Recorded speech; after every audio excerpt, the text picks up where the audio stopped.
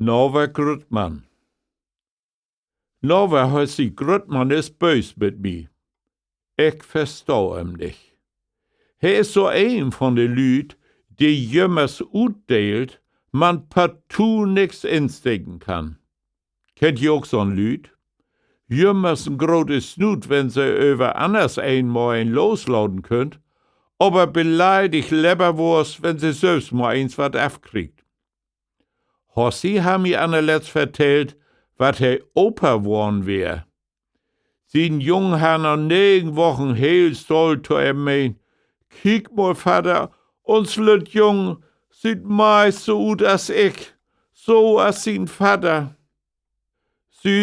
Und do het Hossi mal welle ein losladen.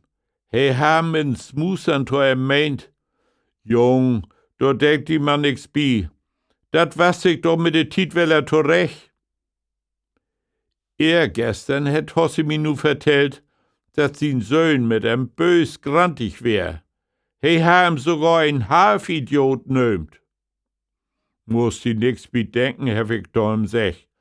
He möcht die wohl nicht die ganze Wahrheit sagen.